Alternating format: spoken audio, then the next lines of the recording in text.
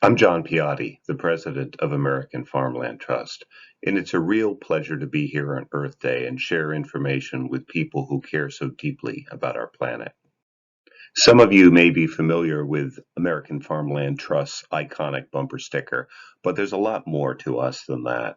For 40 years, we've been working on some of the most critical issues affecting our planet's future, including issues related to the current pandemic, which I'll talk about at the end.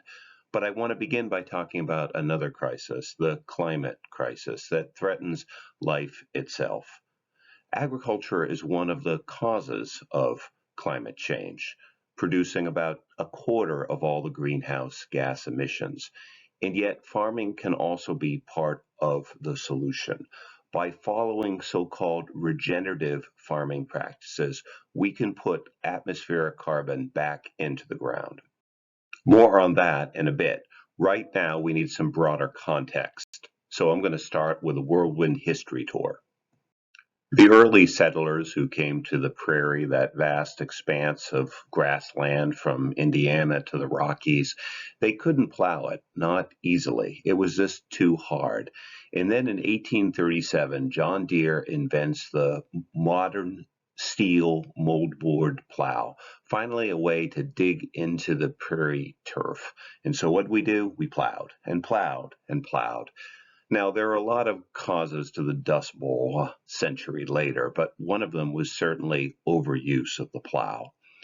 During the 1930s, we had a brilliant Secretary of Agriculture, a man by the name of Henry Wallace, and he cared deeply about soil health and started something called the Soil Conservation Service and began to put some good things into effect. But World War II came along and there were other priorities.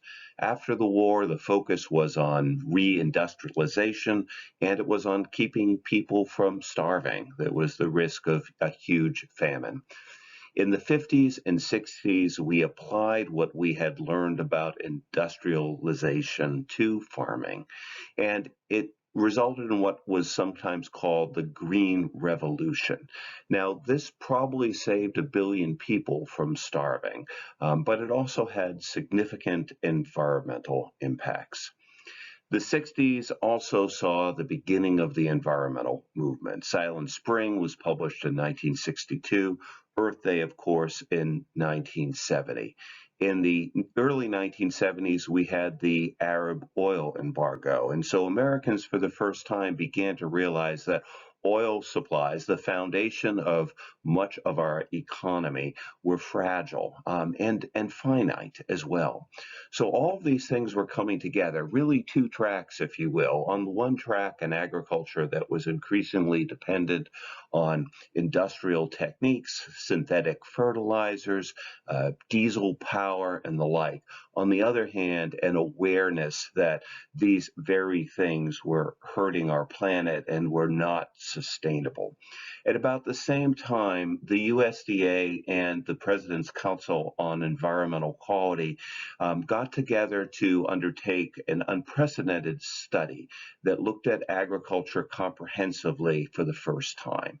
And it saw that we were both losing farmland at an alarming rate, losing topsoil, and it got to a point where we were threatening our food security.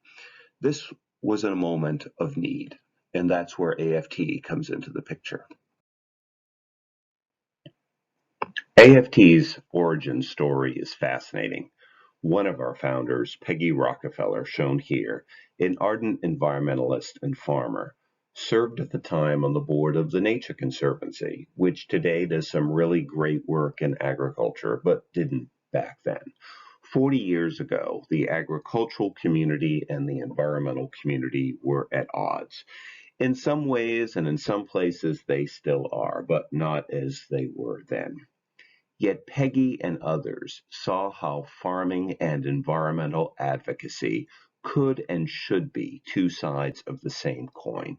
And the results of the big study that was just done, the National Ag Land Study, suggested the need for immediate action. So she urged TNC to play that role. And TNC said no. The idea was then floated to other existing environmental organizations, and they all said no. Then some agricultural groups were asked if they were willing to take on an environmental agenda, and they all said no. Why?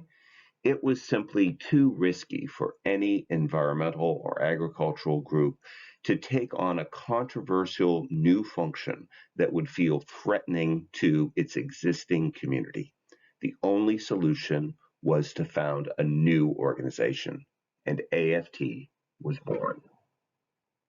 The focus of the new organization was to be on what we call conservation agriculture, which has two interrelated functions. First, it's about making sure that we are following better farming practices, environmentally sound farming practices.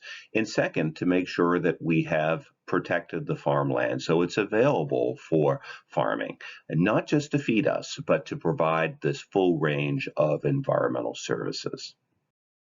Those of you familiar with farming or agricultural policy today may be surprised to know what didn't exist in 1980 when AFT was founded.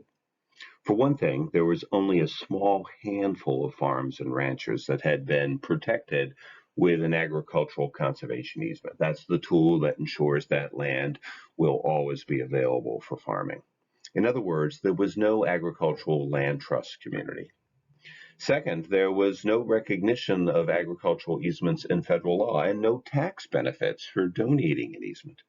There was no federal money at all for farmland protection, and there were only few modest federal programs focused on improving farming practices. In fact, the part of the Farm Bill today that focuses on improving farming practices, the conservation title, didn't even exist.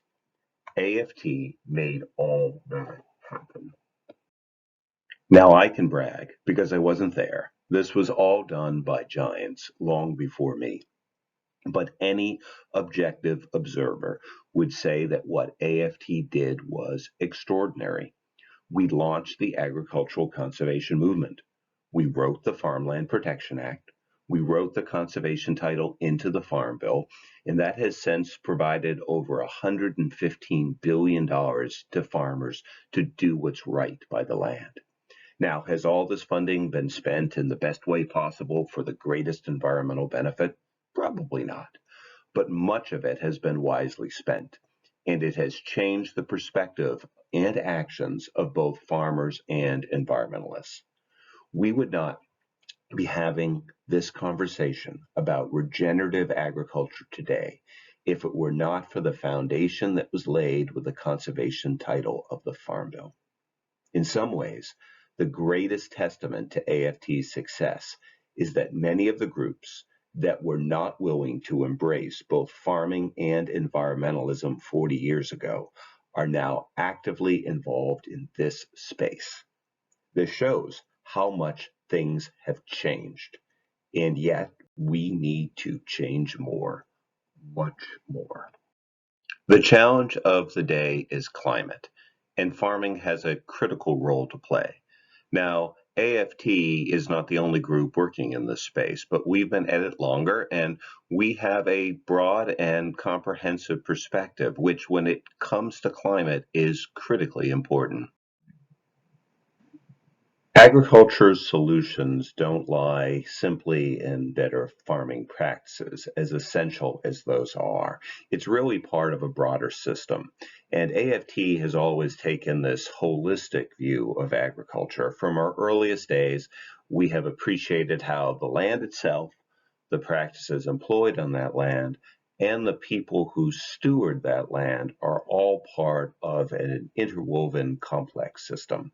Now, today we're going to start by talking about farming practices for good reason, because our soil has the capacity to hold 3 times more carbon than our atmosphere. Now, you'll hear about regenerative agriculture, which is the term that's increasingly used and that I'm going to use today, but you'll also hear restorative agriculture. You'll hear about climate smart agriculture. You might hear the term carbon farming. These terms are not exactly the same, but there's a lot of overlap, and there's no reason to get hung up on the nuanced differences. The basic concept is the same, and that's to utilize farming practices that provide a range of environmental benefits by improving soil health. Soil health is key. Good, rich soil full of organic matter brings many benefits. When it rains, there's less runoff, and this means that less soil erodes. It also means that fewer nutrients like phosphorus and nitrogen flow into streams and rivers, becoming pollutants. Rather, they remain in the soil where they help crops grow. And because healthy soil retains more water, the land can also better withstand periods of drought. Beyond this, healthy soil grows plants better, increasing productivity in natural ways that reduce or even remove the need for chemical fertilizers. And this saves the farmer money and is also better for the environment. And finally, improving soil health combats climate change. We improve the soil by building up the organic matter. And through photosynthesis, we capture carbon in the atmosphere and put it into plants and root systems.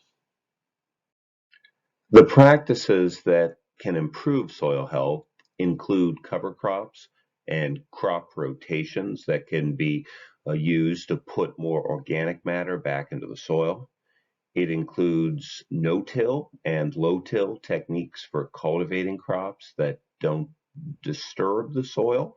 And soil disturbance is one way that carbon comes out of the soil and back into the atmosphere. And on the livestock side, there are techniques like intensive rotational grazing and silvopasture, which is basically just intermixing animals and trees. These can also be used to improve the soil. Now, none of these practices are new. Some have been used for centuries, and AFT and enterprising farmers have been advancing them for decades. But society is finally catching up. The world changed on October 6, 2018. That's the day the UN's Intergovernmental Panel on Climate Change stated that reducing emissions, as important as that is, will never get us to the goals of the Paris Accord. We also need to put atmospheric carbon back into the soil. And the opportunity is there. AFT's research shows that here in the US, we could put the equivalent of 87% of our agricultural emissions back in the ground by applying just two regenerative practices, cover crops and no-till. And on just our cropland, which is only 40% of our agricultural land, taking other steps on cropland and applying regenerative practices on farmland that's used for pasture as well, that could produce even greater benefits, making U.S. agriculture a net carbon sink. Wow, finally, some good news. Truly hopeful. But we do need to be careful here to avoid blind optimism. Let me mention just one factor that complicates the calculus: the interplay between how we farm and the amount of farmland. Now, it's wonderful that farming can both grow our food and provide essential environmental services. But we must remember that we can't maximize food production and environmental benefits on a single parcel. We can optimize, striking the best balance between the two, but we can't maximize both. If the goal is to manage the land to maximize food production, that will only occur with some sacrifice to environmental benefit. In this way, farming practices are directly linked to farmland loss. With every acre of farmland we lose, we not only lose the opportunity for environmental benefit on those acres, but we put more pressure on the remaining acres to be farmed more intensely for food production, since we still need the food. So it's a downward spiral, a reinforcing downward spiral. This wouldn't be so big a deal if we weren't losing farmland so fast. Yet each day in this nation, 2,000 acres of great farmland are fragmented, paved over, or otherwise lost to agriculture. Now, some people, like me, who work in this space, are really alarmed when I hear those figures. But a lot of intelligent people aren't. And here are some of the things that I hear them say. I hear them say, well, we'd have plenty of land if we just ate less meat. Well, my response to that is indeed, there would be benefits in reducing meat consumption. And it's also true that some meat is raised in ways that do great environmental damage. But it's also true that livestock raised the right way provide great benefits to the land. Agriculture at its best is a natural system where animals have an important role to play. And when it comes to farmland, eating less meat would not on its own solve the problem. I also hear, well, in the future, we're not going to need farmland to make food. Well, I'm not too crazy about lab made meat. And although I'm in favor of vertical farming and other indoor ag, I don't think those techniques are going to provide more than a few crops. Beyond all this, I'm I've yet to see a man made system that is as efficient as a natural system. Let's allow sunlight and farmland soil to do their magic rather than create complicated new technologies that always come with unintended consequences. And finally, I hear people say, well, we will see incredible productivity increases in the future through technology. My response: society has seen huge increases in food production during the last century and huge ones during the Green Revolution. And some people think that trend line can continue. But remember how that increased production came at a cost, including skyrocketing increase in the use of petroleum based fertilizers, not exactly a climate smart solution. I do think that we can increase productivity, but I question how much we can increase productivity if we also want to aggressively pursue regenerative farming as we must. This is because, as noted before, as you intensify food production, you limit opportunities for environmental benefit. If we don't stop farmland loss, we would need an unrealistic and environmentally unsound increase in food production to outpace the growing population's need for a proper diet. Simply put, we cannot risk losing more farmland.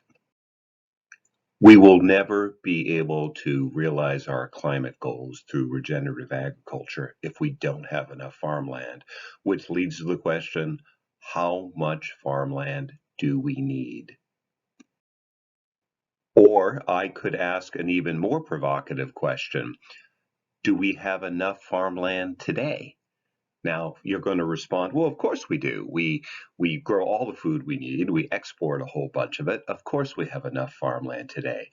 But what if we were farming differently? What if we were farming in better ways for the environment? Would we still have enough farmland? Now, what if there was ample vegetation along every waterway to filter runoff? And what if we utilized crop rotations and cover crops everywhere? Now, what if all the marginal land that's being farmed was restored to native prairie or woodland or wetland? Now, what if we were serious about making farming carbon neutral and thus managed farmland for even greater environmental benefit by going all out with regenerative ag? Then, what if we went further than that, beyond carbon neutral, to a carbon sink, because we know we need to counter the impact of other economic sectors that are going to still generate emissions? What if we did that? If we did all of these things, would we have enough farmland today? But wait, there's more. I've only been talking about the United States.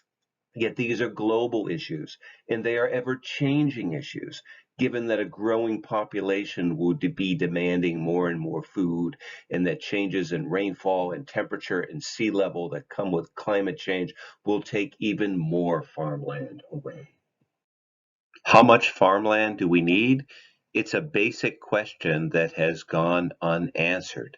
Now, AFT's research is poised to answer this. It's the next logical step in a 5 year study. All we need is a few more years and a few more $1 million, and we'll get there.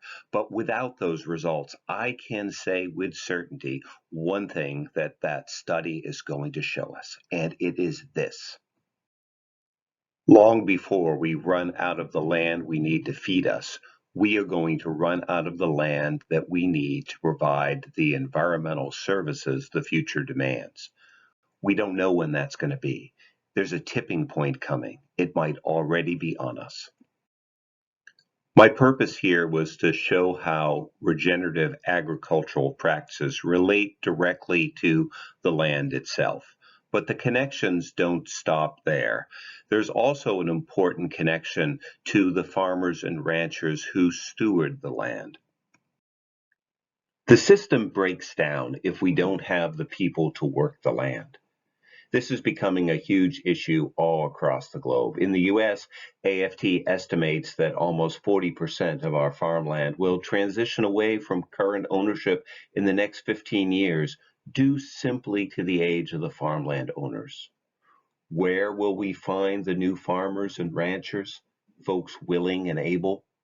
And if we don't find them, how much of that land risks being lost to other uses, escalating a trend in farmland loss which is already too great? Fortunately, our country is full of would-be farmers, both young people and retiring veterans or others interested in starting a second career. But they often don't have all the skills or resources to enter the field. That's why AFT runs programs to support next generation farmers and leads efforts to protect farmland, which makes it more affordable for new farmers. What does all this mean? Well, to combat climate change, we desperately need to transition to regenerative farming. But regenerative practices by themselves won't guarantee anything. We will never realize our goal unless we have sufficient farmland and enough farmers and ranchers. We don't know how much agricultural land we need, but we could be getting close to a tipping point where we will not have enough to combat climate change. Yet there is realistic hope. We have developed over the last 40 years the tools we need. We know how to protect farmland. We know how to advance regenerative practices. We know how to support the next generation of farmers. We just need to do all of that at greater scale. And we truly are poised to make some major changes to help farmers not only grow our food, but provide environmental services. We're poised for changes in public policy and in changes in the marketplace for reasons that I'll mention in a moment. And then the third item has to do with the research that AFT is undertaking to show the amount of farmland we need to connect it to this notion of a tipping point. I feel that that's going to truly be a catalyst for change. I think that good data can drive action. But I'm most optimistic about the growing number of people who care about these issues. That's why I think public policy is going to change for the better and soon with the next farm bill in 3 years. Because more people care about these issues and are going to let their elected officials know that. It's also why companies like General Mills are helping farmers in their supply chain follow regenerative practices. Now, in the case of General Mills, I know that people at the company care deeply about regenerative ag, but the driver here is the consumer. People like you are making this happen. There's a lot going on, yet we need more. We need more people working actively to ensure that we have the land, the farming practices, and the farmers and ranchers who will not only feed us, but heal our planet. I sometimes joke with my board that what we need is a barely restrained mob demanding that we do what's right by agriculture. What I mean by that is that we need more people who get it and who get involved. We need you. I hope you'll go to AFT's website and sign up for our emails. Finally, I want to say a few words about the pandemic. How could I not? It's affecting all of us in unprecedented ways. Short term, we are really worried about the impact on farmers. In particular, we're worried about the farmers who sell direct to restaurants and schools that are now closed. These farmers lost their markets overnight. We've created a relief fund to support these farmers. 100% of the funds we raise will flow to needy farmers, and we hope you'll consider that. As we think longer term, the challenges that we're seeing in the pandemic, as horrible and disruptive as they are a blip compared to what this world would face if we don't have adequate food supply or if our planet cannot be environmentally sound. American Farmland Trust, you could think of it this way, was created to avoid a future crisis of unimaginable proportions.